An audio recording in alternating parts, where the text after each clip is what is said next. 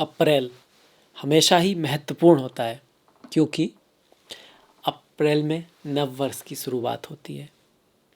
चैत्र शुक्ल प्रतिपदा जो कि 31 को पड़ रही है, 31 मार्च को, तो अप्रैल के पहले ही पड़ी ना, वो हिंदू नव वर्ष की शुरुआत है।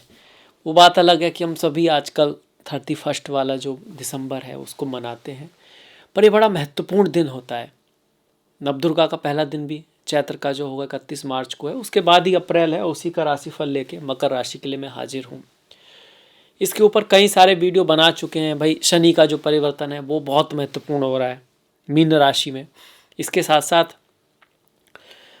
राहु और शनि का जो संबंध हो रहा है, पिशाच योग बन रहा है या फिर नागमणि योग बन रहा है ना, या फिर कुछ लोग उसको श्रापित योग बन रहा है, उसके ऊपर भी अलग से वीडियो है। पर इसके साथ साथ भी इस साल के शुरुआत में ही बहुत सारे योग बन रहे हैं। धूर्त योग बन रहा है। धूर्त योग मतलब शनि और बुध का संबंध, भाई साथ में आएंगे तो संबंध तो हो ही जाएगा।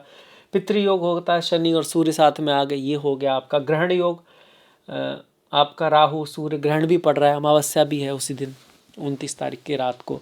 अगले दिन ही फिर 31 को आपका नव वर्ष शुरू हो रहा है, तो उस समय तक इस तरह के योग बने हुए हैं आपके, है ना। जड़मती योग, राहु और बुध का संबंध हो गया, तो इन सब योगों का आपके ऊपर क्या रिजल्ट होगा उस पर डिसाइड बात करेंगे। प्रेत और श्रापित के बारे में अलग से वीडियो है, उसको भी थोड़ा सा लेंगे कि आपके लिए क्या वो नागमणि योग है या प्रेत या श्रापित है, या नाम से अगर बुरा है तो क्या आपके लिए भी बुरा है, जरूरी नहीं है। तो काल पुरुष के हिसाब से बताया गया।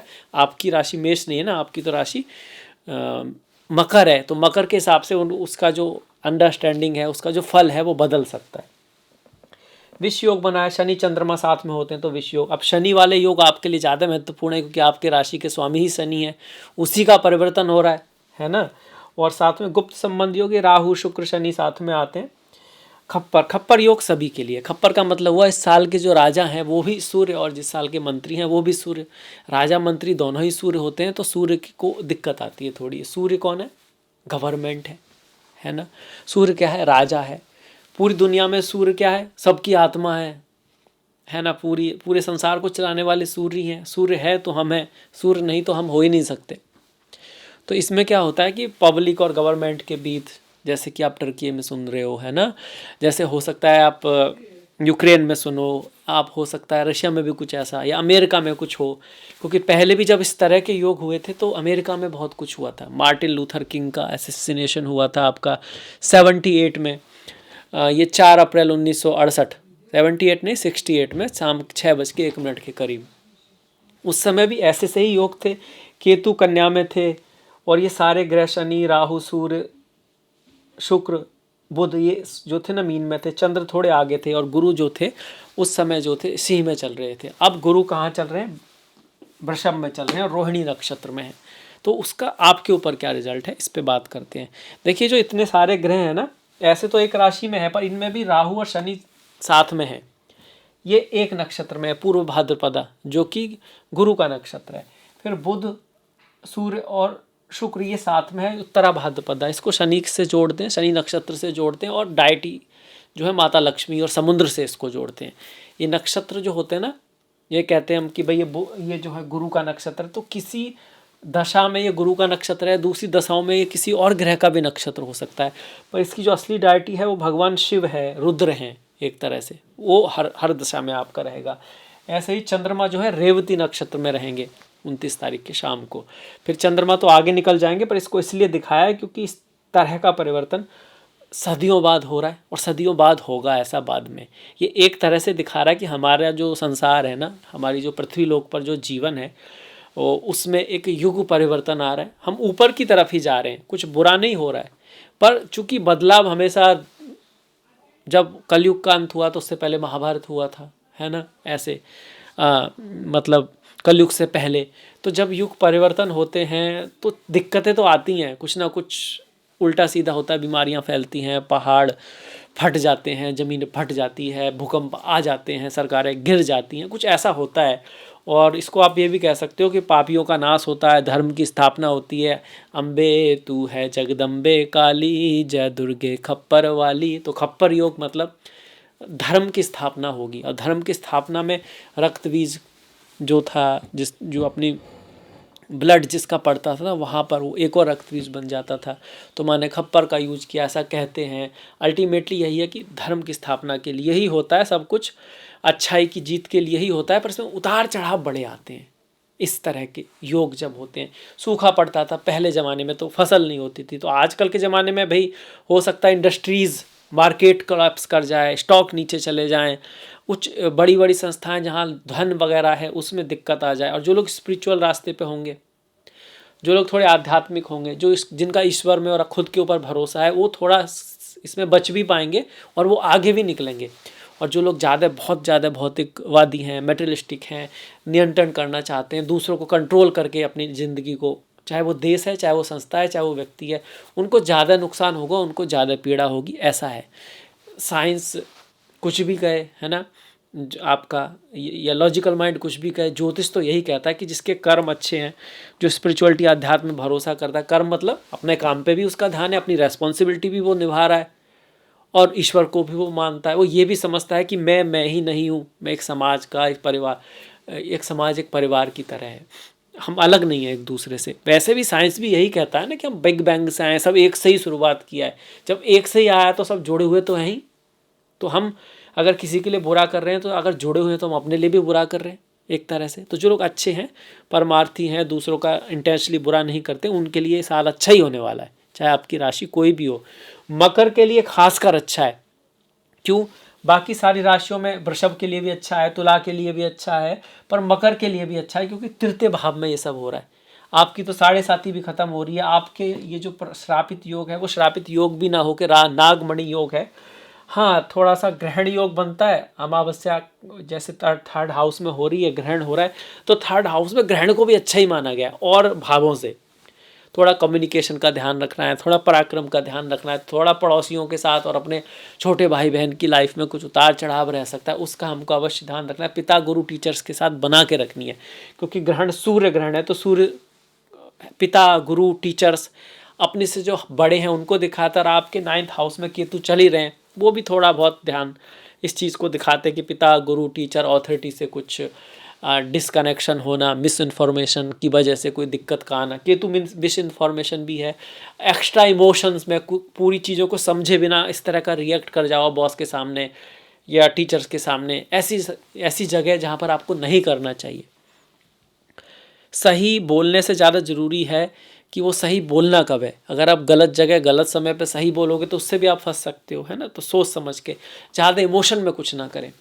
ऐसे ही राहु क्या है, राहु क्या है, तीव्र इमोशन है, तीव्र इच्छा है आपकी, और शनि के साथ उसका मिलन हो रहा है, आपके राशि के स्वामी के साथ मिलन हो रहा है। तो दो चीज़ें हो सकती हैं, तो राहु शनि की तरफ चला जाए या शनि राहु की तरफ चला जाए।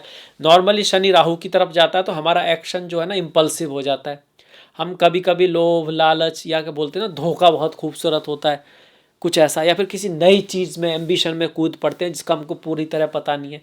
पर कभी कभी राहु भी शनि की तरफ चला जाता है, उस केस में हम काफ़ी ज़्यादा चीज़ों को डिले कर सकते हैं।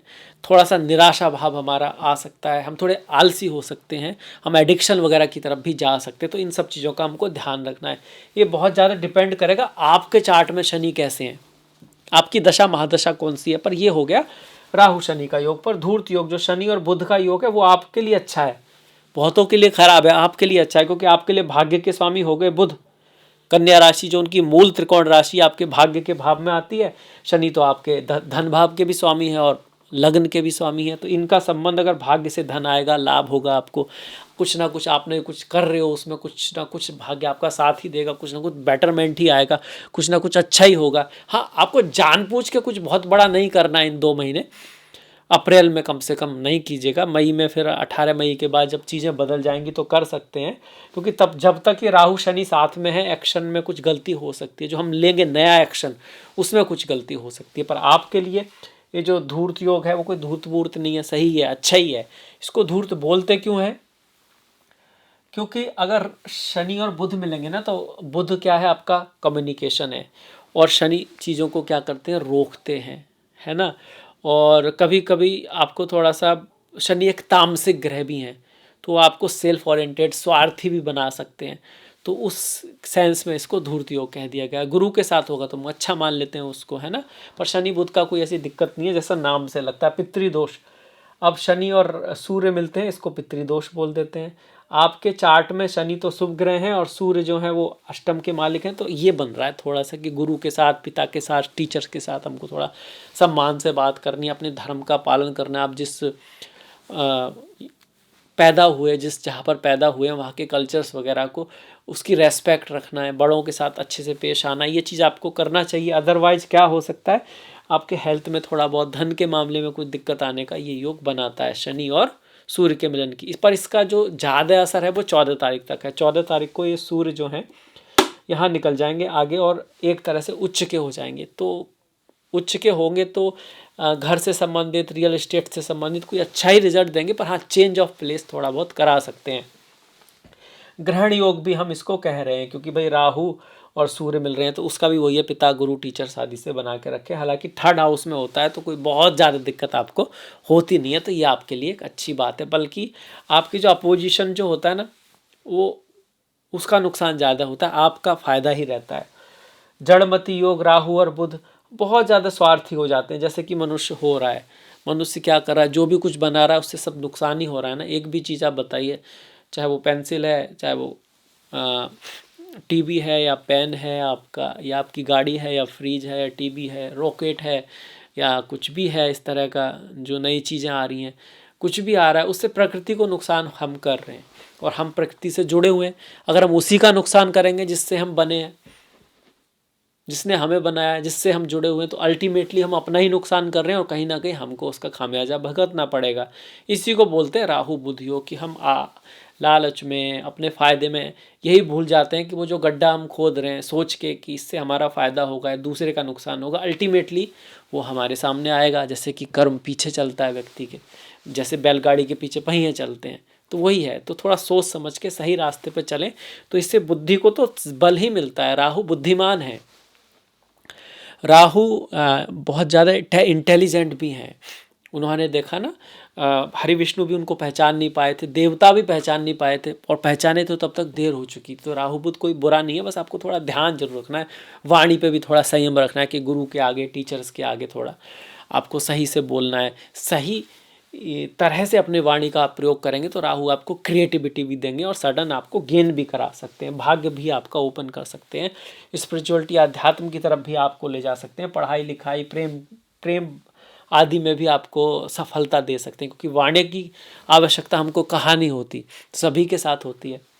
उसी तरह से विषयोग की बात कर लें, चंद्रमा महीने की, आप कह सकते हो साल की शुरुआत में पहले दिन आ रहे हैं, तो थोड़ा पॉजिटिव रहें। आपका समय तो टफ गया है, मकर वालों का ढैया गई है, 7.5 गई है आपकी।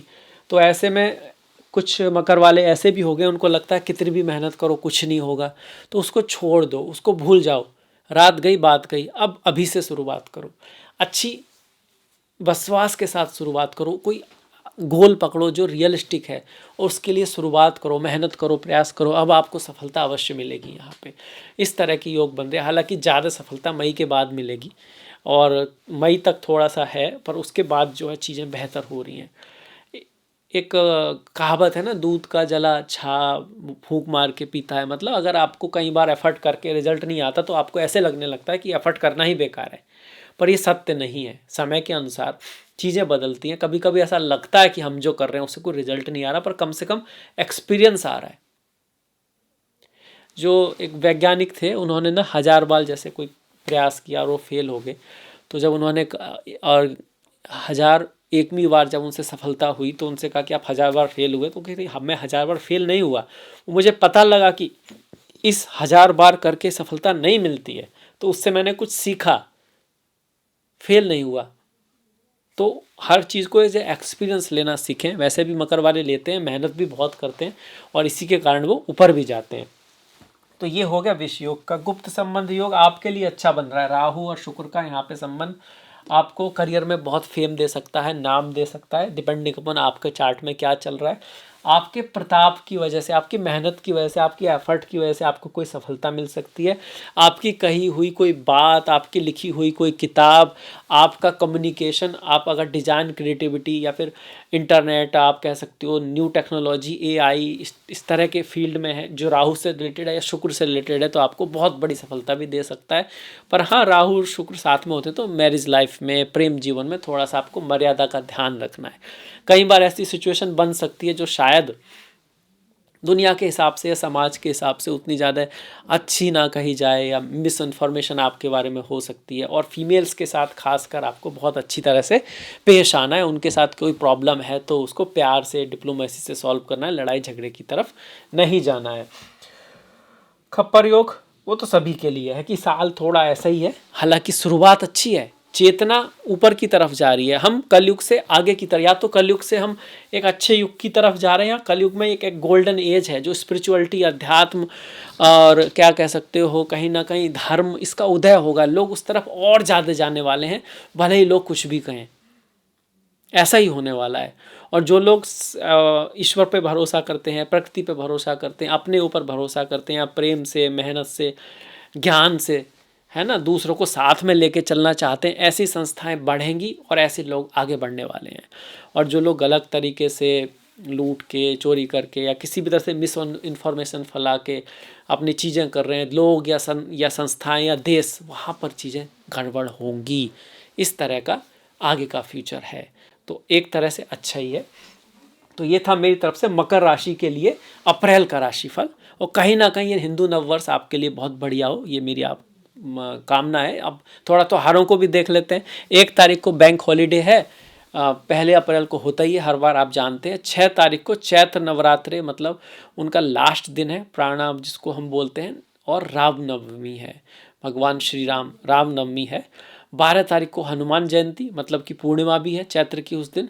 और 14 तारीख को वैसाखी या अंबेडकर जयंती हो गया आपका।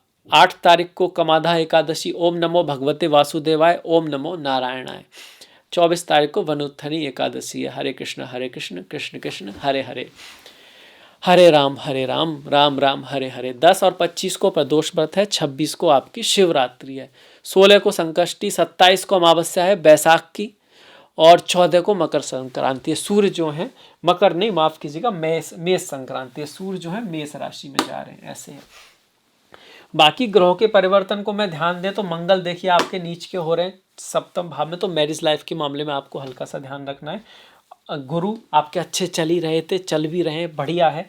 गुरु आपको सपोर्ट कर रहे हैं कहीं ना कहीं, और एक तरह से देखा जाए तो सारी चीज़ें बेहतरी की तरफ ही जा रहे हैं।